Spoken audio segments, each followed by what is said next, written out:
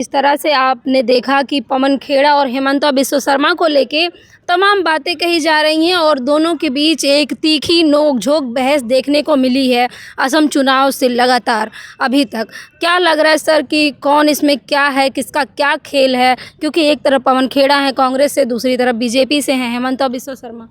देखिए, मैं जब बोलता हूँ ना तो कोई बात, मैं सच बात तो ये है, मैं ईमानदारी की बात बोलता हूँ। मैं कोई ये नहीं कहता कि बीजेपी का विरोध करना है मुझे या किसी का मुझे पक्ष लेना है, नॉट एट ऑल। लेकिन जब आप पूछ रहे हो मुझसे कि हेमंत बिस्वा शर्मा और पवन खेड़ा, हेमंत बिस्वा शर्मा इतने बहुत ही घुमाई फिलाई बातें, इसका तो ये कर देंगे, इसका पेड़ा बना देंगे, इसको अब की बार हमारी पहले तो करना पाए, 100 पुलिस वाले भेजकर भी करना पाए। उसकी ज़मानत जब वो करा दी उन्होंने, क्या नाम है, कैंसिल करा दी, फिर भी कुछ उसको अरेस्ट ना कर पाए। अब बोलने लगे कि जब मेरी सरकार आ जाएगी तब क्या पता ना ही सरकार। और एक बात बोलूँ आपको, हेमंत बिस्वा शर्मा से ज़्यादा समझदार कोई आदमी नहीं है इस मामले में कि जब गिरफ्तारी की तलवार लटकाई जाए किसी के सिर पर तो वो क्या करता है। कोई जो कायर लोग होते हैं ना, उनके ऊपर गिरफ्तारी की तलवार लटकाई जाए ना तो कूद कर उस पार्टी में शामिल हो जाते हैं जिसकी सत्ता है, जो उन्हें संरक्षण देकर बचा सकती है। तो आप क्या कहना चाहते हैं कि अगर हेमंत बिस्वा शर्मा पे बात आएगी तो वो फिर से कांग्रेस ज्वाइन कर लेंगे? हेमंत बिस्वा शर्मा पे अभी कहाँ बात आने वाली है? अभी तो वो उसकी गोदी में बैठे हैं जिसकी सरकार है और वो सुरक्षित हैं। जब उनके असुरक्षा लगेगी तो ये निश्चित रूप से दूसरी पार्टी में बैठ सकते हैं, इसमें कोई शक नहीं है। ये तो कायर आदमी है, ये गिरफ्तारी से बचना चाहते हैं। अगर दम था, अगर तुम कहते हो मैंने अपराध नहीं किया था तो खड़े रहते ना वहाँ पर, सुरक्षित तलाश कर लिया आपने, गिरफ्तार ना कर ले मुझे कोई। तो हेमंत बिस्वा शर्मा से ज़्यादा समझदार आदमी कोई नहीं है। पवन खेड़ा को गिरफ्तारी की बात कर रहे हैं, पवन खेड़ा खुद इधर उधर छिप रहे हैं। वो चाहते हैं कि जैसे मैं डर गया था, मैं कायर था, मैं कूद कर इधर से उधर आ गया था, ऐसे पवन खेड़ा भी शायद गिरफ्तारी की तलवार लटकाएंगे, वो भी कूद कर इधर उधर ड्रामा करके आ जाएगा। अभी तक तो आया ना है, वैसे वो डरा भी नहीं हो तो कह रहा मैं डरूंगा भी नहीं, लेकिन छिप रहे हैं ना इधर उधर। छिपना क्या होता है? छिपना क्या होता है? वो याद नहीं है आपको जब इनके जो वो हैं मंत्री जी जयपुर के, वो कहाँ के, राजस्थान के, रेप करके आए थे वहाँ पर एक महिला का, खुलेआम पुलिस ढूंढती रही इन्हें, छुप कर बैठे रहे और सरकार इनको बचाती रही। छुपते वो लोग हैं अडानी, जिसको अमेरिका की सरकार ढूंढ रही थी, समन देने के लिए ना दे पाए।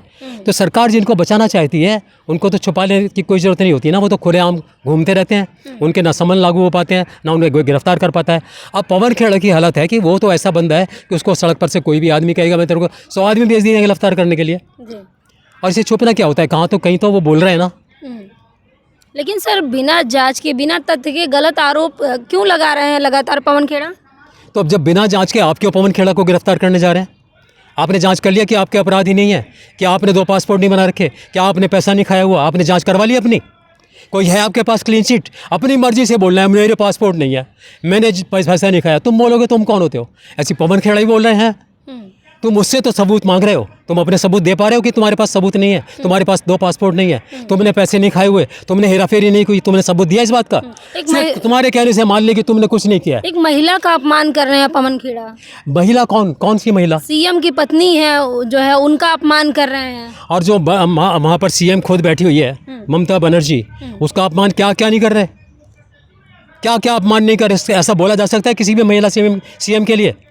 यहाँ रेखा जी के लिए कोई कुछ बोल देता है तो कितना हंगामा कर देते हैं, क्योंकि बीजेपी की सीएम है वो।